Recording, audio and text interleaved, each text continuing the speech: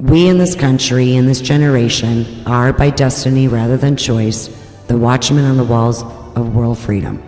We ask, therefore, that we may be worthy of our power and responsibility, that we may exercise our strength with wisdom and restraint, and that we may achieve in our time and for all time the ancient vision of peace on earth, goodwill towards men. That must always be our goal, and the righteousness of our cause must always underlie our strength. For as was written long ago, except the Lord keep the city, the watchman awaketh but in vain.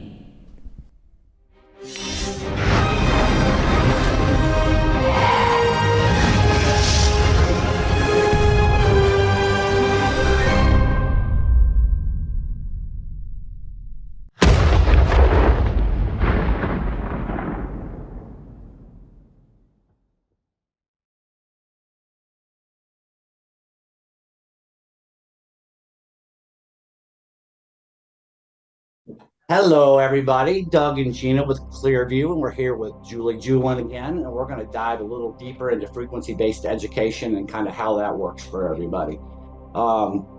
Judy, let's go ahead and lead us in there. We want to talk about the silent curriculum. That's kind of what we're going to go into today. So, we can kind of explain that to people. Something just came up to me that I remembered that I have to tell you, and it has to do with the silent curriculum. My former husband and I used to host silent parties. Have you ever heard of that? Oh, kind of like where you're dancing with the earphones on and everybody's No, this was before that. Music. You see who could not say anything? I've seen that on the beach. Like I'm walking along the beach and then all these people are dancing. I didn't know what the heck's going on. And it was one of those things, they put the headset on and they're dancing. No, this is even before that. Ooh. We would host silent parties, would have wonderful food. We had a beautiful view of the convergence of the three rivers in Pittsburgh that our house looked down onto, which was beautiful. So it was a beautiful environment. But we would tell everybody, they'd come in and we'd sit them around. We'd have some housekeeping, said, okay, here's the food, if you have any allergies, but from 7 o'clock to 7:45, no talking. No phones, no talking, no nothing. And you're just there interfacing with people. And people were like, oh, okay. And, you could eat, but no watching television because there was oftentimes football on, and Pittsburgh's a big football city. That's my hometown. And then we would get together afterwards and sit around and talk about everybody's experience. And what they said was, interestingly enough, I feel closer and more connected to the people in silence than I do in conversations. Now, if you think back on cocktail party conversations, and they're oftentimes, kind of surface, which is a hard thing for me to even think about these days, but that really leads into the silent curriculum because as you said earlier, Doug, only 7% is conveyed in our words. It's the tone, it's the facial expression. But with regard to frequency-based education, I say it goes even deeper than that. And it's all about your heart space and where you're resonating, your tone, as we talked about with David Hawkins, that we'll be talking about more next week. It's about where your frequency is before you talk, before you say something. If you're in a heated discussion, we can oftentimes hear words, but we feel so much more. And the kids, of course, are so sensitive. They're like sponges. And when there's a disconnect between what you're saying and what you're feeling, they feel that. That's how you get people acting out, children acting out, especially what I like to call the energetically sensitive, the highly sensitive kids. That's what they'll do.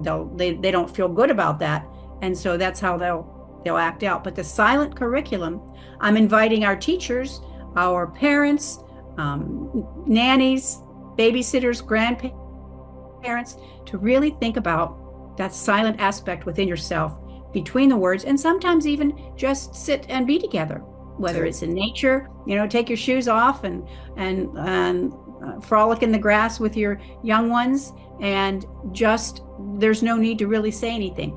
And the silent curriculum also says, now if you do choose to say something, and we've talked about this with frequency-based education, check in first to where your frequency is. Are you present? Take a breath.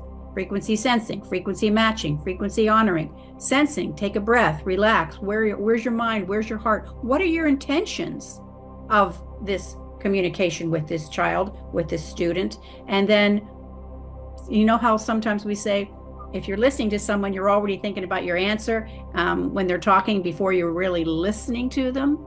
So the silent curriculum is also about listening and being present. So it's everything we've kind of known, as you mentioned, Doug, but we're just speaking about it now. And as you say, people have been doing it their whole lives. Now we're just kind of casting a little spotlight on it because it's becoming more important as we elevate, as we ascend.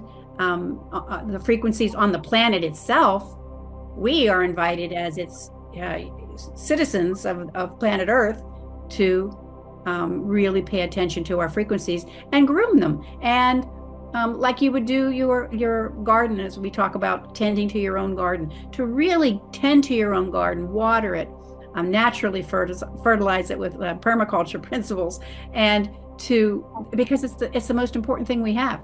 As we have this temple that we call our body, we have within that temple a vibrant energy source that we can make use of for the betterment of ourselves and those around us.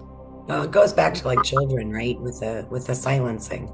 So when children are growing up, right, their infancy, their toddlers, they can't speak, right? So they tend to, and parents do, to look in their eyes, you know, they're sponges. So they pick up habits, body language, repetitive things, correct?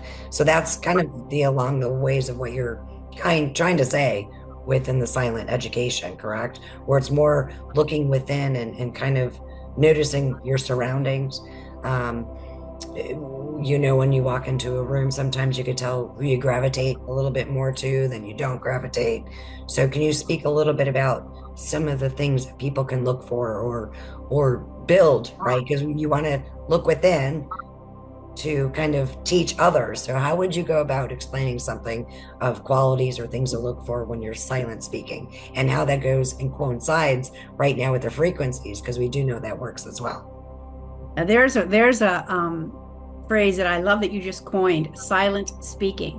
Mm-hmm. Because that's really it. And what came to my mind as you were mentioning that, Gina, is the old adage, do as I say, not as I do. Exactly. And that's kind of where that disconnect comes into.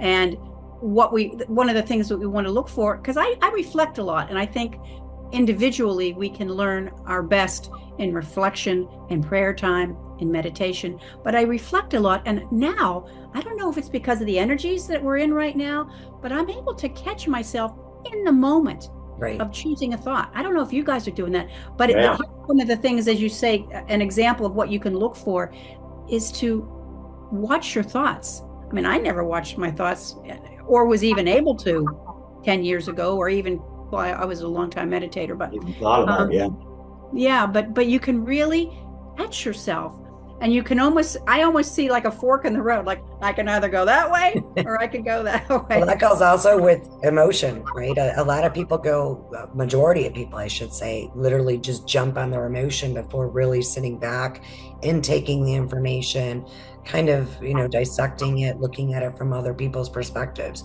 So that's kind of where the silent thing comes into play with me. I've gone silent for a little bit there, and I was like, you know what? It's time to internally look within, and realize, constructive criticism, right? Nobody wants to hear what they're not good at or struggle with. But if you really intake that, I think, and realize, that you could always do better, right? That raises your frequency levels. And children, I think, tend to do that too. It's not that we're scolding them or punishing them, right? Because we don't like those words in this 3D realm.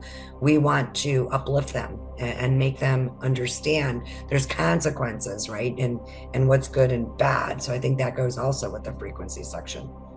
Absolutely. And when you say consequences, good and bad, I think back to your wonderful website, God's Roots and Boots, the consequences that we've been living, and that you're bringing out the importance of consequences, and we need to learn and grow from them so as to do our best the next time. I just wanted to throw that in because that's what that made me think of.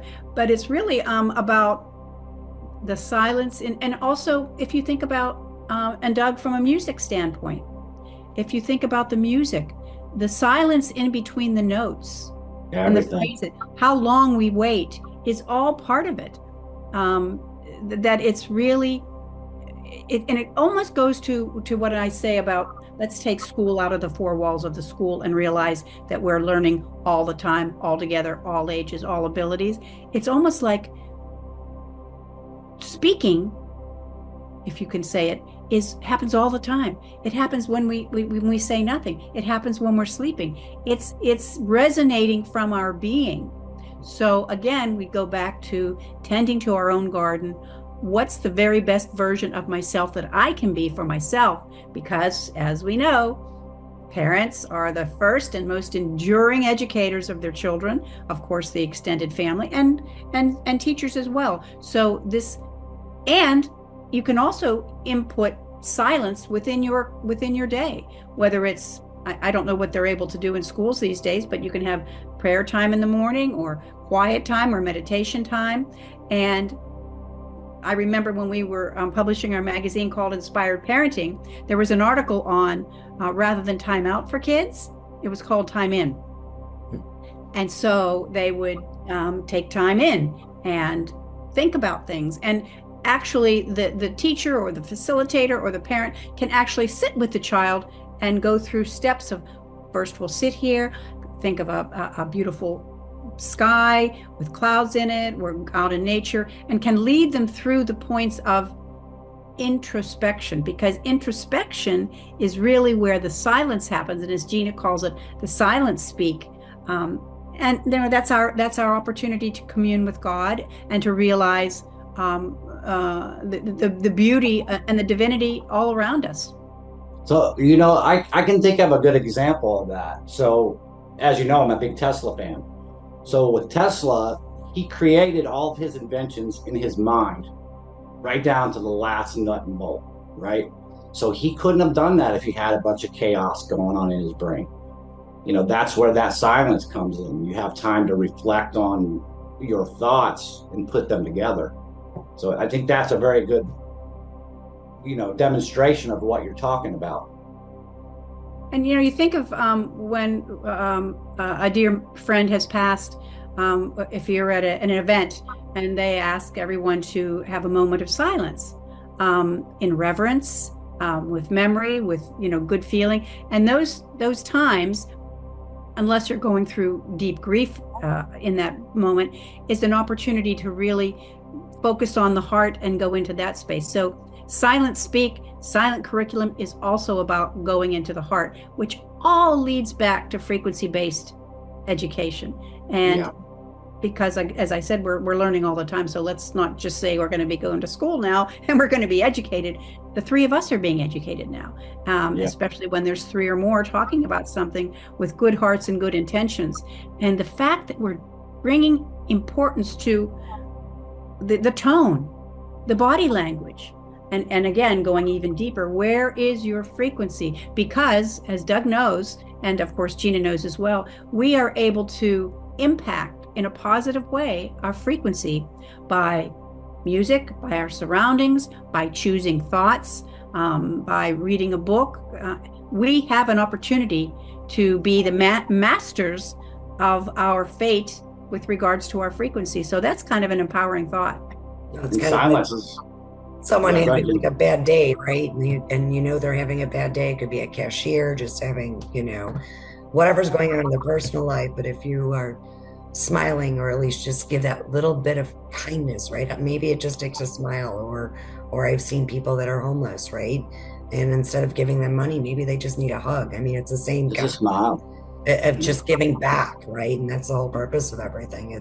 It's generating those higher good vibrational, right, Doug? I mean, yeah. Well, I mean, you think as well. You think about that all your life. If you're like me, you've met people and you had that frequency from them. Whether you can kind of tell, I don't know if I like this person, or there's something not right here, or on the other side of the coin, you met somebody and it felt like you knew them all your life.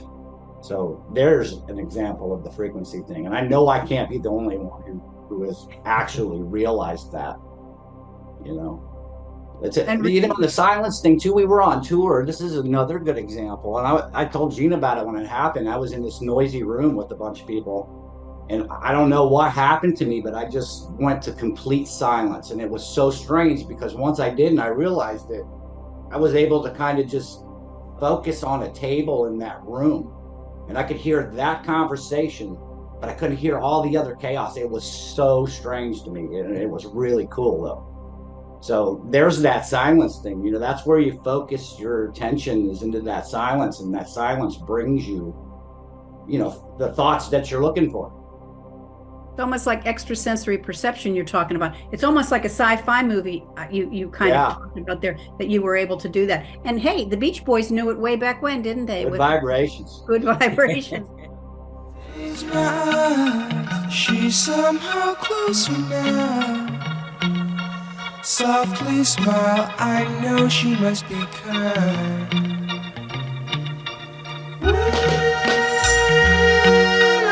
In her eyes, she goes with me to a blossom room. I'm picking up good vibrations. She's giving me the excitations. I mean, that's really, really, really what it's all about. We have our beautiful attributes of this world, our cars, our homes, our clothes, our furnishings, our guitars, our dog, everything. But what it really comes down to is within. That's really what we have an opportunity to move forward with. And that's the basis for our education. Anything on top of that, with our frequency-based education, our farm school, our family resource center, all the things that we'll be developing with Wild Learning Lab is all great. But haven't you ever, maybe when your kids were going to school, I don't know, but you see this great website, or maybe it's a restaurant, or maybe it's, I don't know, a movie, and you see the branding's really great and polished and beautiful. It looks like a great school. They say all the right words. The restaurant has, farm raised and this and that, and it sounds great, but then when you get there, it might look like it, but it doesn't feel like it. So therein is, I believe, also the best marketing that we can have, and that's authentic curriculum from the heart, and meeting the kids where they are, frequency matching. Meet them where they are, because you can quiet down and say, maybe they're having a rough day. I'm sure with your little ones, Gina, you can just quiet and feel them. So often we're so busy, and God bless the parents. We know that the parents are doing the very best with what they've learned. I know my parents did the best with what they had and what they were taught. That's all they knew. But we have an opportunity, the three of us, to take these thoughts and into our homes and schools and neighborhoods, walking by a homeless person. You know what I was thinking, Doug? I think you put out on your social media the other day.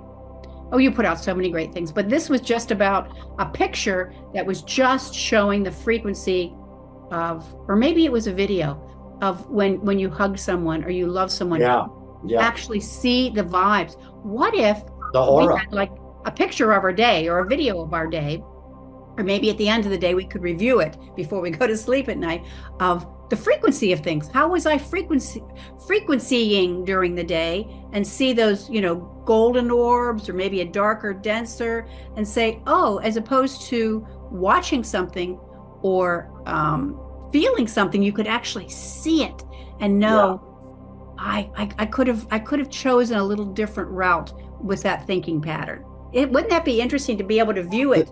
They probably have something that does that. Maybe somebody watching this can tell us what it is. I know that they can measure that. I mean, there are tools to measure this stuff. Just, I don't know what they are yet. So, because it would be a great teaching tool for kids if we reviewed it together. And I got to see, oh, when I was doing this, you see, when I was with you, you see how my energies were a little denser, and I could see yours, little one, also kind of constrict at that same time. Let's think back to what we were thinking or saying or doing then that might have caused that. I mean, you think about trees and how beautiful and how they're living and in the forest, and they give off these beautiful vibes. So if we all kind of matched our choices to what kind of vibe it could be, I mean, that's something that I think parents could think about. But again, right now in our homes, we have nothing more than just our simply our feelings about things. Yeah. But I think it's really good at the end of the day. You asked Gina about things that people can think about or do, is to reflect on how was my frequency during the day and how could I have done it differently. And even, as I mentioned, you could change it kind of in the moment, like, oh, I think I'll choose to be this way or feel this way. Because sometimes I'm going to change my thoughts or I'm going to change my word to someone. And then I think, well, that's great, but I'm not feeling it. So I got to work on how I'm feeling about it. And then comes the thought, and then comes the words. I do that all the time. I kick myself in the butt after I do it. Yeah, growing up, it was funny because me growing up, from my parents teaching me, dinner time was no phones, no TV, no nothing, right? You sit there and we used to hate it. But then when my kids, I started doing the same thing with my children know to this day, and they're, my oldest is 30, and then now my grandchildren are starting. I'm like, I'm trying to teach my daughter to kind of do the same thing where dinner time, everything's off, right? You go to the table, you get your food. And at first, it's quiet and kind of you're reading people's, frequencies and seeing where it's going to go. And then usually that quiet time does bring up topics, right, that you usually don't want to talk about, or something bad happened. And it's almost like the safe, I used to call it the safe zone. We're at dinner. So whatever happens during dinner stays at the table, if something happened and it was their safe zone. So I think parents need to start getting a little bit more into the quiet time, taking their social media away, their phones, and start balancing, right? Because get outside.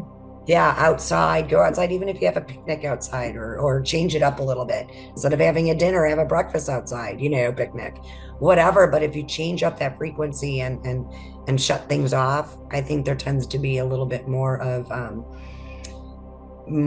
an openness, right, Judy, wouldn't you say, and something like that? Because even with preschoolers, my grandchildren, one's in preschool right now, and he's outgrown his nappy, but what they do is they put him in, in a little group and they sing lullabies, or they get him in that little, quiet mode and kind of just thinking about positive things. What do you like about today? Even though he's 3, he could still express, right?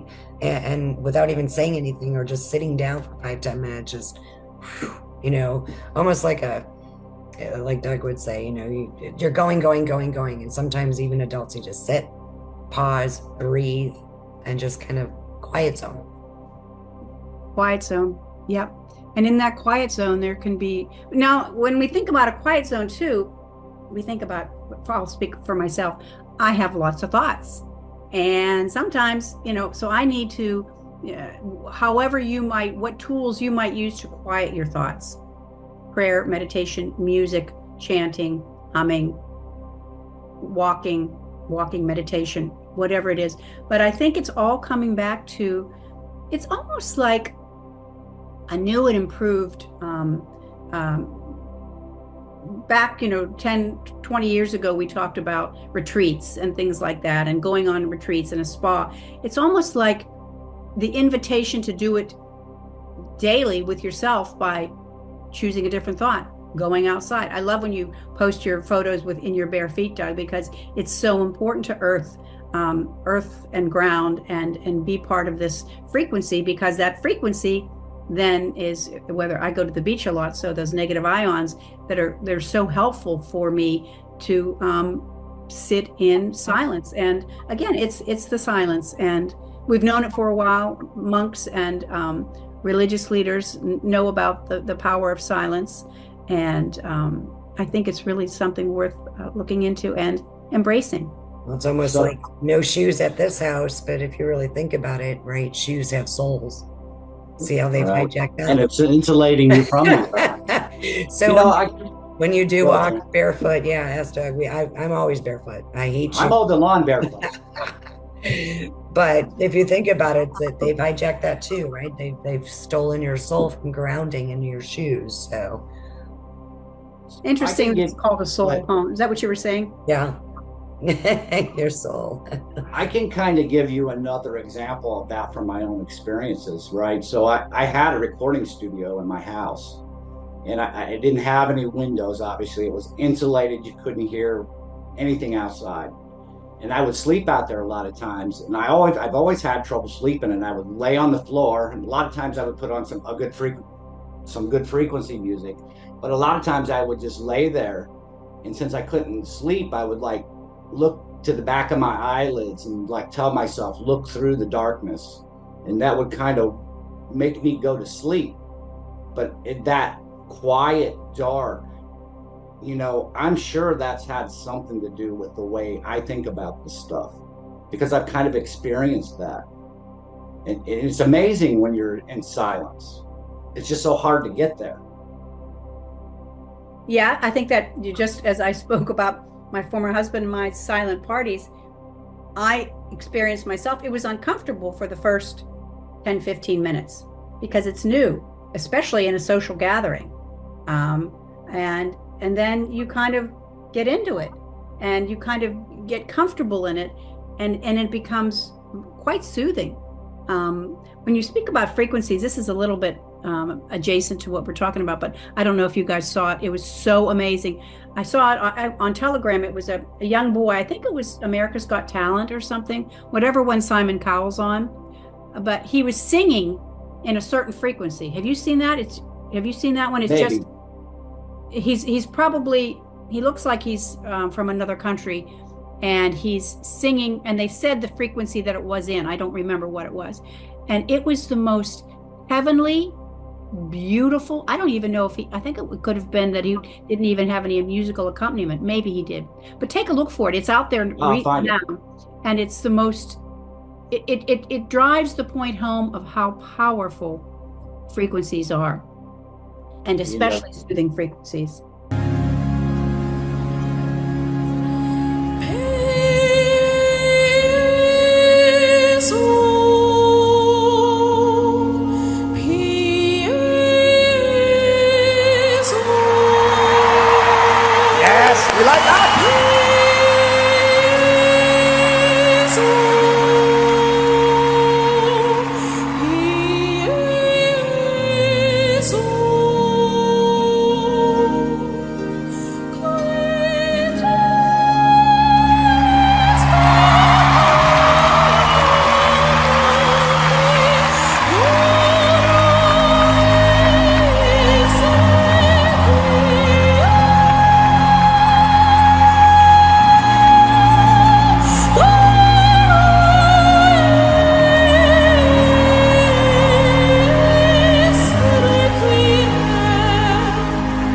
Very nice. Very nice.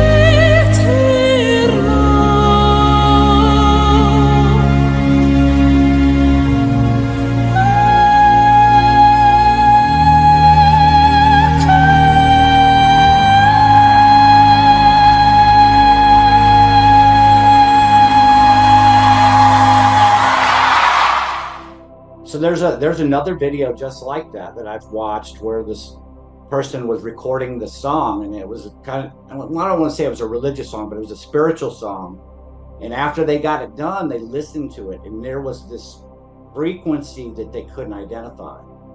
And through looking through the, sitting down and analyzing it, their theory was that it was a frequency that basically brought angels in to sing. I'll see if I can find that and attach it to this video. It's amazing, though. They brought angels in to sing, so the angels... Well, they didn't bring them in. It's just the frequency they were singing in the studio when they recorded it. The angels came in and helped. with another frequency. And that's the only thing they could figure out that brought this frequency into that song.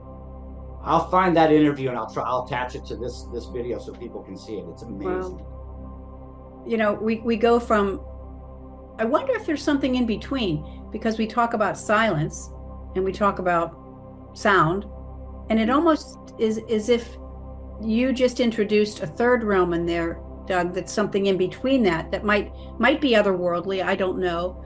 But, you know, when I think of, I either think of silence or I think of sound. Right. But maybe there's something multidimensional that lies in between that, is what I think you're suggesting, right? Well, yeah, maybe there is no real silence. You're just hearing God's voice in that silence. So maybe there is no real silence as far as complete, total silence. Wow. I mean, that's just a theory I have, because I like think it. really deep on this stuff, and you know, that's how these things come to you. At least I think that's how they come to you, is you just shut down and you throw all these things you've been taught out and you just zone out, and things will come to you. I mean, I know it's happened to me before. I know it's happened. There's just no doubt in my mind. You know, some thought I had is like, I want to do this. Well, think about a pencil, right? Somebody had to think about that pencil and, hey, I want this piece of wood that has some lead in it. It would have never came into existence until they did that. Now, maybe something put that in that silence, made them even think of making that pencil. You know? Yeah, but isn't your thoughts too is a frequency? It's a frequency. So how do you know? Absolutely. How do you not know you're not throwing your thoughts, right? Even your subconsciously is thinking it. You are putting it out there, right? You are putting it in spirit Into the ether. or into the realm, right? People say they're throwing it into the ether. Yeah. You are doing that in silence as well, you know, even if it's internal. You know, I believe yourself hears it, as well as spirit or God or you know, your belief. I mean, other realms, I guess you could say, do hear your silence. Maybe that's what we're going through. All this stuff that we think we know and, you know, or whatever. Well, maybe somebody's telling us this stuff. Well, that seems to be happening more too, though, if you really think about it. You know, for instance, I could be thinking one thing and you're in the other room, or Judy's in another area, you know, across the country. And then literally an event or something pops up that you thought about that, and then the other person has it. I mean, that's your silent throwing it out into the world, right? Or out into the frequency and ether. So it does come back, I believe. So I think the more people that are silent and pray and do good or good thoughts or manifest good things, even though they're silent, you can see not just their aura in person, but I think other people are actually gathering that on that frequency. So the universe puts out a frequency. It's called the Schumann resonance. So is it ever really quiet? Is it ever really silent? What is your definition of silent? You know, I mean, somebody not saying something, no noise outside. Well, is that really silence? Maybe not. Can we actually hear the Schumann resonance, or is it I think you can sometimes. I know you can see it. You can see it with like the Northern Lights. That's what that is. It's the Schumann resonance, all that ether up there and the energy in the atmosphere in between. I didn't know that. Yeah, in between the firmament and the planet. You know, that's just a natural. That's why they changed the frequency of music. They wanted to put us in disharmony with that, and you don't even notice it. You know, that's the crazy part of it. No. Wow. I never really knew that about the Northern Lights. Have you guys seen the Northern Lights? No, I wish I could though. Gina, have you? Nope, I haven't. No, I wish to. It looks beautiful, so very jealous. Yeah. Well, So that's the ether up there. Yeah. It's all again, it comes back to the frequency, and I think we're learning more and more today that what we feel. You know, of course, I have a question to ask you, both of you. So if you think about in a biblical sense, first there was the word. Frequency.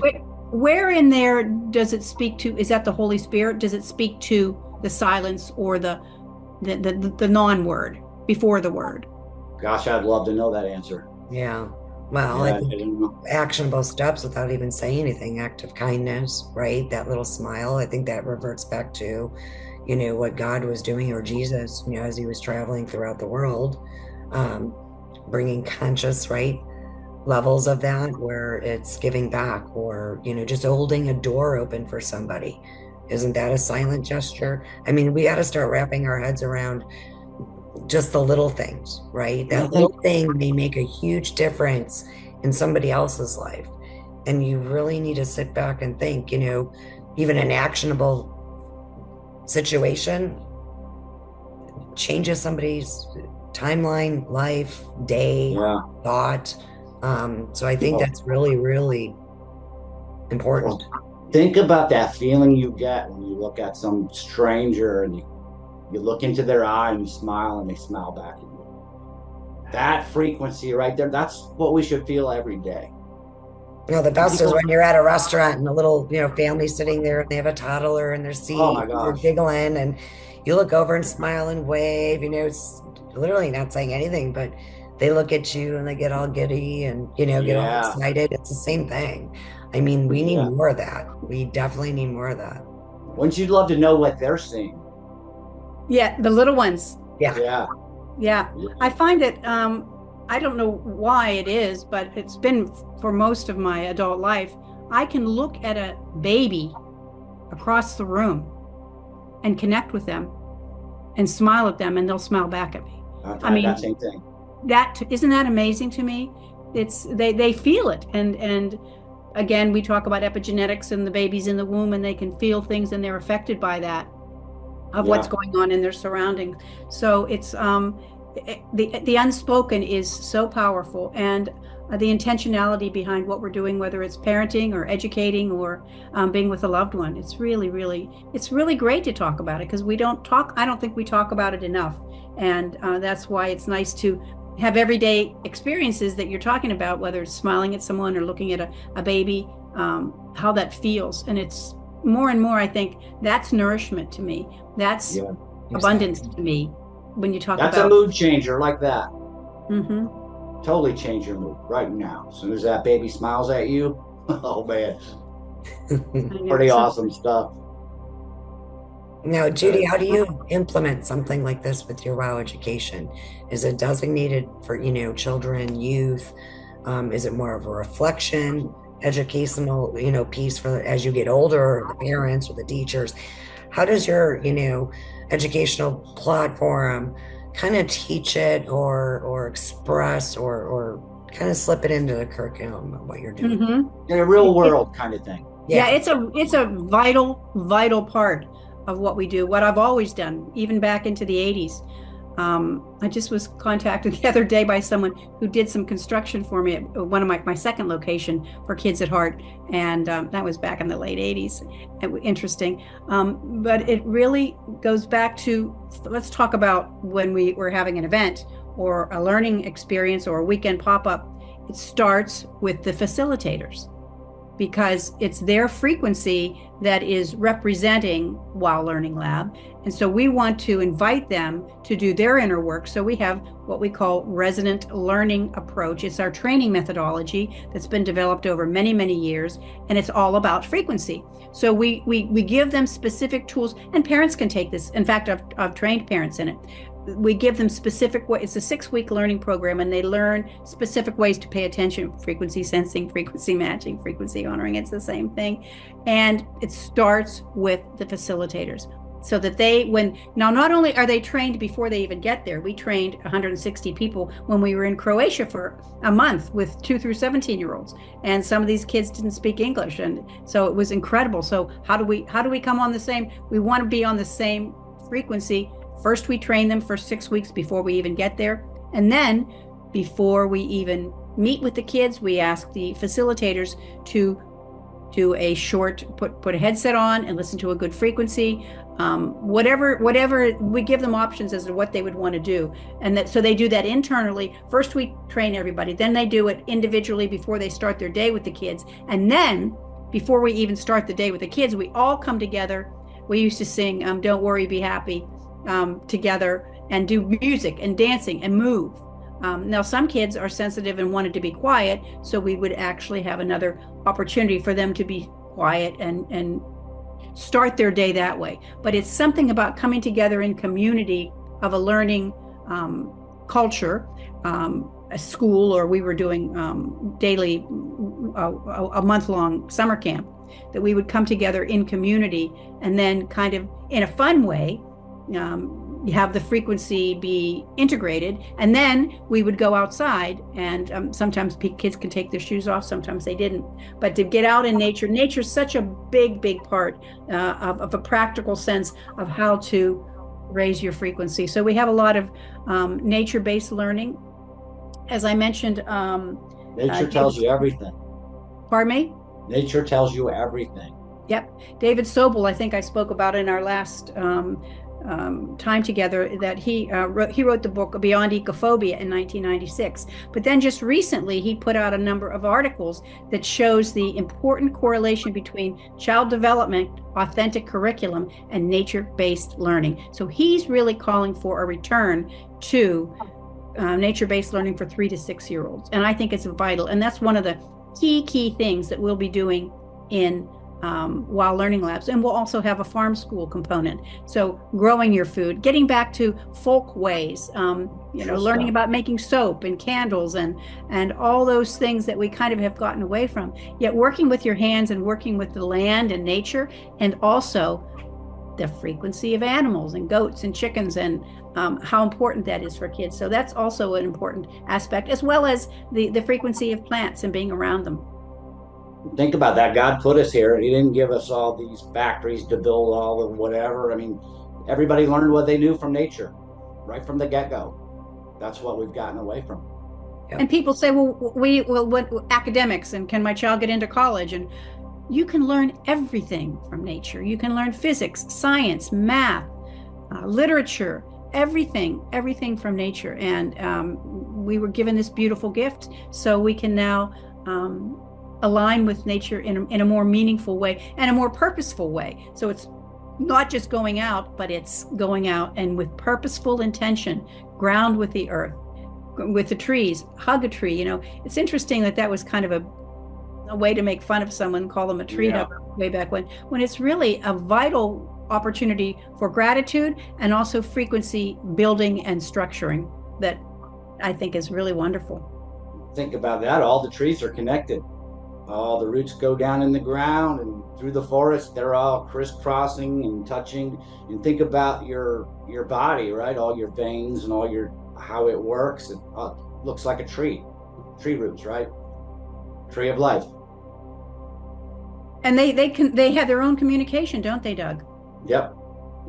That's why it's important to go out there and rub on that tree. Just touching that tree, it's giving you electrons. Walking through the grass, it's giving you electrons. It's all transferring. It all wants to help you. That's why they want you away from it and eating all this GMO garbage, cutting all the trees down. Yep. Gina, you spoke earlier about something happening one area, and then it, like if I'm across the country, it's like the 100th monkey. That's all about frequency and the ripples in the pond. That's a perfect example of skipping stones and seeing that ripple effect, because we have that effect. Yeah, it's been happening more and more too. I think recently people are starting to get in tune with that, right? Whether it's just daily lives, or your thought of just thinking of that person, and then all of a sudden they call you, right? I mean, that just happened to me last week. I haven't talked to my cousin in over a year and a half. Next thing you know, she's like, "Hey," and I was just thinking about her. So that's another example of that silence, right? And I think a lot more people are realizing that's not a coincidence, so no coincidence. But I do have a question, because a lot of people that are just starting to realize about frequencies, and Doug has mentioned this too, everybody's kind of on different knowledge levels, exactly. So to a newbie, between the both of you, can you explain what a frequency is and what a resonance frequency is? The differences, right? We hear about cymatics, which we know are patterns of frequencies. But for the average normie, can you kind of just touch base? Judy, let's start with you, and then Doug, you can kind of add to it, because I think it's really important that people start understanding the basics of what a frequency is. And a lot of people don't know it. It started in the Bible, if you really think about it. Adam, right? Adam was maybe an atom. An atom is a frequency in science. So just an explanation, I think, that people that just need to know. Yeah, and I was going to say, it really starts with kind of a musical. I'd almost like Doug to start with it, because that's a good way for someone that's just new to this can understand, because they know about music and they know about the sound of music. So if you don't mind starting, and I will add on to that, Doug. Well, it's a deep one. That's a deep one. But everything. If you look at just look at music on paper, right? It's a language of its own. So everything, math, it's all based off of music. All of it, the tones, the semitones, it's all divided out into pieces, and that's our math, and that's our language. I mean, that's God's language is the musical tones, I believe. And so ask the question again, Gina. Maybe I'm just a basic understanding of a definition of a frequency. Well, so a resonance. So, a lot of people are like frequencies. Okay, well, what's the difference between a frequency and a resonance frequency? What's the difference between this frequency and that frequency? So just basic definitions. So, people that are just starting to wake up to what a frequency is, your best description of what a frequency is. If you want to use music. Yeah, I kind of relate everything to music. But everything is frequency. There would be nothing in existence without frequency. We see things. Well, what is sight? It's a frequency. What is sound? It's a frequency. You touch the table. Well, it's there, but that's only because that frequency, you're able to do that, because there's all kinds of frequencies outside of that. Things going on around you can't see because our eyes can't see it. It's hard. I don't, I've never really thought about it from that aspect of how you would describe it, but other than it's everything, you can feel it, you can see it up to certain points, obviously.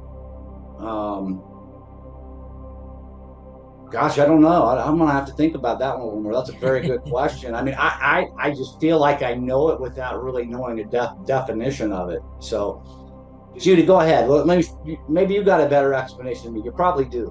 Well, I think that's a wonderful explanation, and we'll have to, even if we look it up in the dictionary, I don't know that that's really going to answer the question, because this is more of a frequency is an oscillation of everything. I mean, we're not solid individuals. The tables aren't solid. Everything. If we go back to the word energy. Everything is made up of energy. If we go back to Dr. Emoto's work with the water crystals and the thoughts, and how they're affected by, if you want to call them silent or invisible waves, right? That are, and then when you talk about resonant, you have resonant when you resonate with something, when you're aligned with the same frequency, and divergent or discordant frequencies or energies that are not. So if you bring things down to the molecular level and the quantum level, which is a lot of where we are these days, it gets down to that waves of beingness, waves of thought, waves of sound, waves of light, waves of everything is a wave, and in that quantum realm, and they are affected, like attracts like. The whole power of manifesting. So if we begin to think, and it's, in our day, we drive our cars, we go do fun things, but really everything is made up of frequency and energy. Everything. It's affected by it. It looks solid, but it's not. We're not solid. We're mostly water. And as Dr. Emoto has taught us, water is impacted by thoughts and words and frequencies. So it behooves us to bring our attention from time to time as to the intricate nature by which we're all connected, and that is at the quantum level, frequency level. And that's really what it's the little things that matter. You know, it's the little teeny things. It's the way that you frame your questions to your loved one. And you know, I go by, yes, words are important, but what if there comes a time, and I believe it's sooner than later, that our thoughts will be known, that people can know our thoughts. Well, yeah, I think that's part of It's already happened. yeah, with the resonance, right? Resonance Yeah. frequency So is, let's work isn't on it? our thoughts. Isn't Because it the sometimes force? I'm the same way. I might be saying something, but I'm thinking, I don't really, you know, but I've got to pay attention because my thoughts, what if that person heard my thoughts? Yeah. Yeah. So it's all about honesty, because sometimes you don't like to hurt people's feelings, or perhaps I have an ulterior motive, which I'm working on very much, but my motives are kind and lovely and good-hearted. But what is an ulterior motive? And what if everyone could hear everyone's thoughts? I think Jim Carrey or somebody did a movie about it, which was really funny. But it's really paying attention and taking charge and being responsible for your thoughts. And that's so frequency is about energy, and everything is energy. We are not solid form. So it's down at if you think about frequency, Gina, it's down at the molecular level, it's at the quantum level. Exactly. And I hope I gave a little bit of an it's a perfect example when I think of resonance is do you ever go to a playground and you're pushing a child in a swing, right? And you push, and that child goes, you know, the harder you push, you know, the higher, right, your child's going to swing.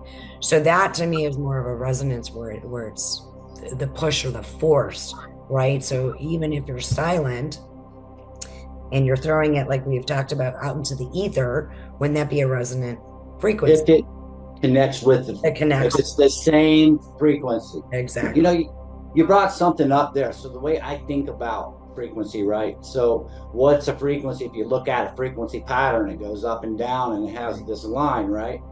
So the way I think about that, up day, down night, up good, down bad, everything kind of works like that, right? If you don't have that frequency, nothing will ever make sense. You have to have both sides of that frequency to understand any of it.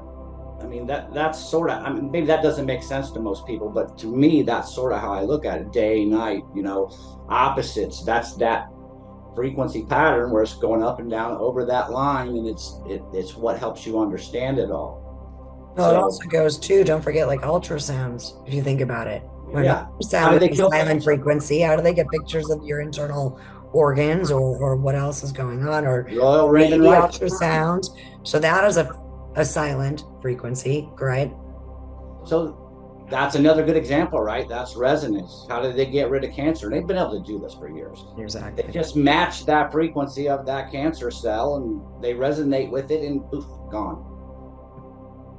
That's resonance. How the opera singer breaks a glass with her voice. She matches the frequency of that glass and the glass shatters. That's resonance.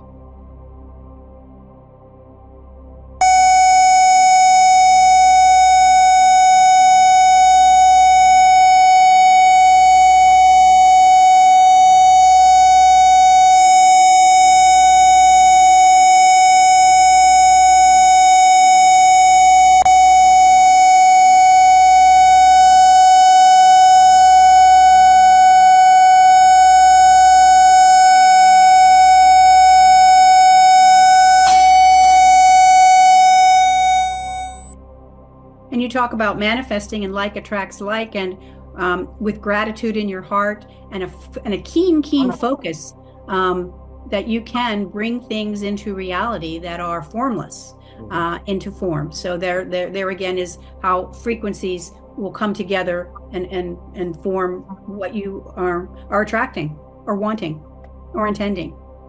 Yeah, it's cool stuff. It's very cool stuff. That's what I love about this is we're talking about things, you know, and maybe I'm not right on everything, but I have my idea on it. And I like talking to people that have another idea. That's where I think this works great, because we can all throw that idea in there. And that's sort of, they put us out of resonance with each other. And what I mean by that is the liberals and media and everything made it so we couldn't even talk to get into a resonance. You know, if you didn't agree with somebody, you were this or you were that. what did that do? That created that discord, and you couldn't talk about this. And No, that goes back to everybody free come will, together. right? Free will, free choice, Frequency. free frequency. You know, nobody should be poo-pooing somebody else's thoughts or Yeah, you just don't know. anything, right? Because we're all learning. Like, you know, and Judy, we're all in school, right? We're still learning. And the more collectively we get together and discuss, have open discussions and open thought process, right? And not criticize each other, but compromise in a way, I think that's going to bring unity.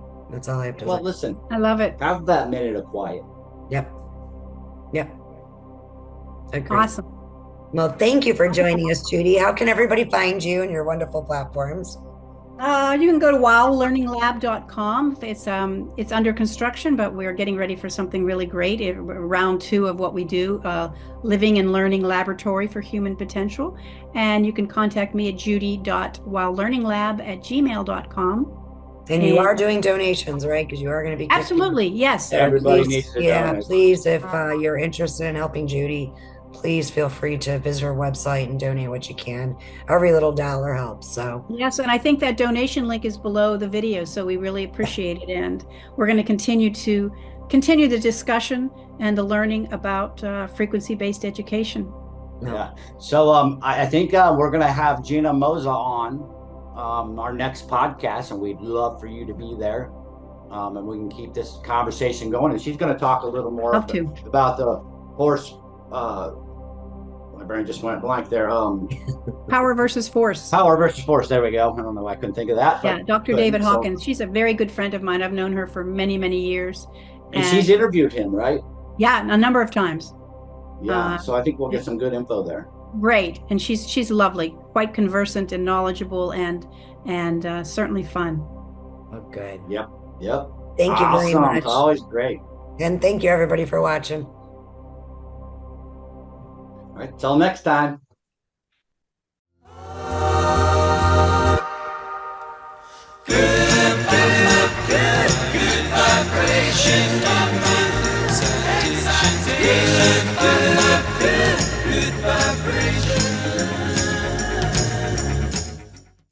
For you,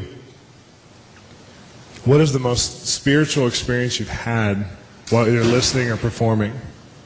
Either being a part of a team, performing, or listening to music. Tell me like a spiritual encounter you had in a nutshell.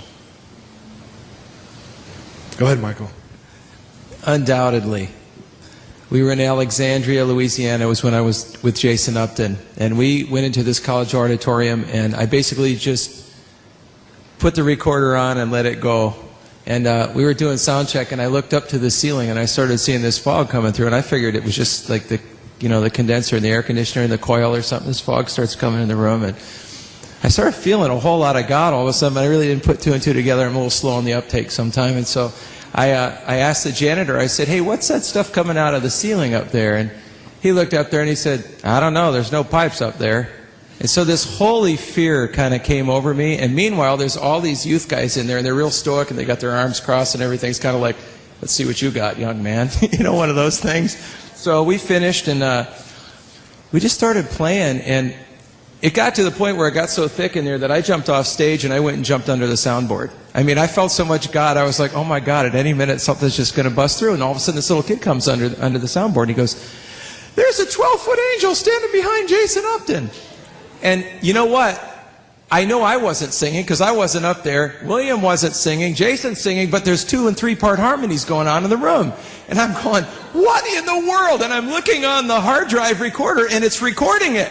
And I'm thinking, if this is on here when I play this back, I'm going to come out of my skin. So all of a sudden, all this stuff happens. All these guys that were like, yeah, they're, Daddy, oh God, you know. And Jason, I look at Jason, and he's up on stage, and his eyes are rolled back in his head, and he's teetering on his piano bench. I thought, oh my God, he's drunk. Oh, I thought that was something that he did all the time. And he starts saying, da, da, da. I thought he's completely lost it. So all this stuff's going on, right? And it's happening in real time, so you're not even catching all of what's happening. And then after the meeting, I went up to, because we were rooming together, I went up to get Jason off the stage. He was completely plastered. But he'd never been drunk in the Spirit before, so he says, I'm feeling all tingly. My arms, and Michael, my legs. And make a long story short, he fell asleep in the dorm exactly like a drunk guy would. He just lay down on the bed with all his clothes on in his bag, and he was gone. So the next morning, I'm thinking, was that real? I went back to Nashville, and I'm in there with this engineer friend. I was producing the project, and sitting on there, we're going through all the material. We get to the song Fly. And all of a sudden, I said, well, any minute now, if that was really an angel, and all of a sudden, there's this perfect voice that comes flying. I went, whoa! And I said, we got to find that. And the engineer goes, oh, that's just a psychoacoustic anomaly. That's probably a tom-tom ring or something. So I thought, oh, yeah? Well, let's find it then. So we start going through, we start soloing out each channel, not a tom-tom, not a keyboard, blah, blah, blah. We get through everything except Jason's vocal. Now, remember, the kid said there's a 12-foot angel behind Jason. So we solo Jason's vocal track, and there's two waveforms on there, one little one and one big, big one. And you can see it, and not only that, but you can hear it, and the guy goes, well, that sounds like something standing like 12 foot behind Jason. I said, I told you it was an angel. And so literally on that, when that part hits, it doesn't matter. I mean, you get hammered every time, so here's where it got really crazy. So all of a sudden, we start getting emails from Heidi Baker's group up there. Unbeknownst to us, when Jason's going, it's Malawi for come to the table. So we think he's just this drunken guy in a stupor, and he's actually, so they play it when the orphans are out to play, to call him to lunch, they play, and all the little kids come running in.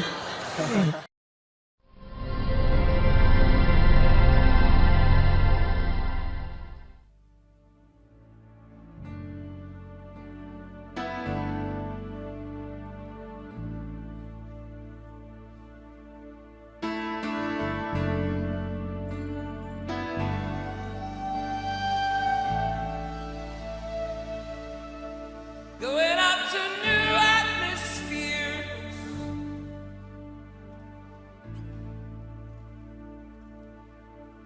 going up to new places,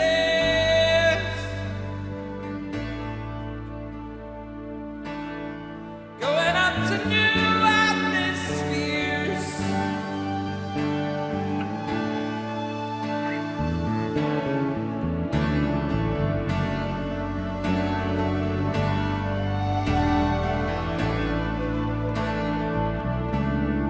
Gotta have new ears, new ears.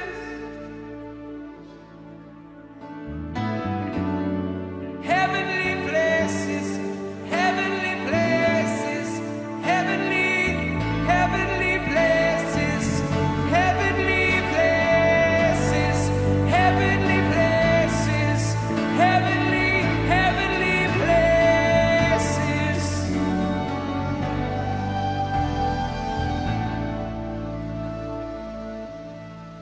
New revelation, new revelation. What are you doing? Where are you going? You're gonna give.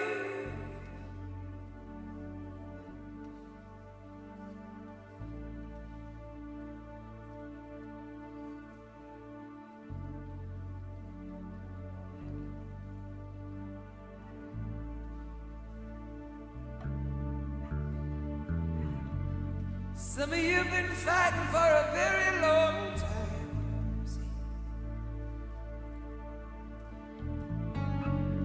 Some of you have been fighting that ground warfare for a very long time.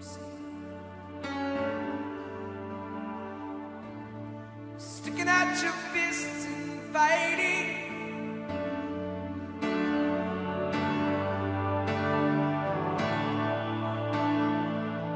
God wants to take you to new places, new places, new places, new places, new places, new places, new revelation, new revelation, new perspective, new perspective.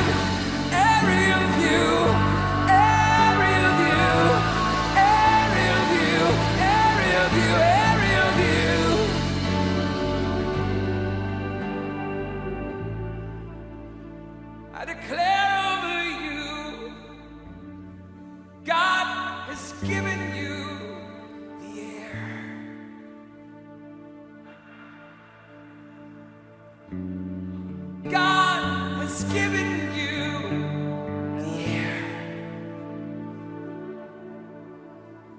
So fly.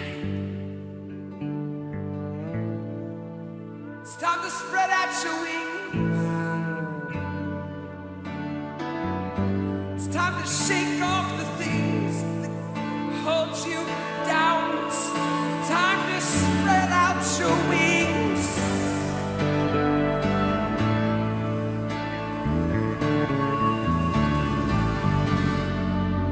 And fly.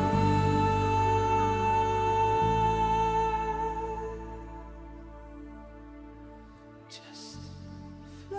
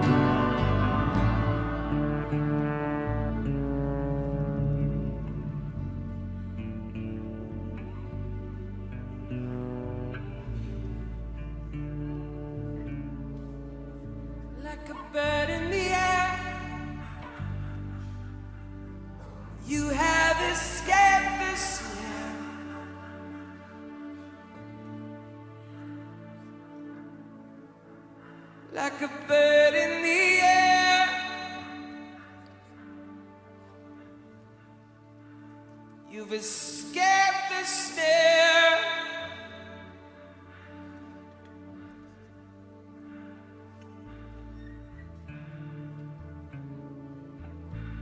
Like a bird in the air, you've escaped the snare of the enemy.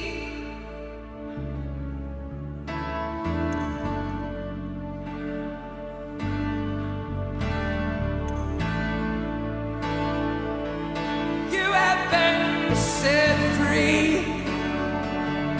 You have been set free. You have been set free. You have been set free.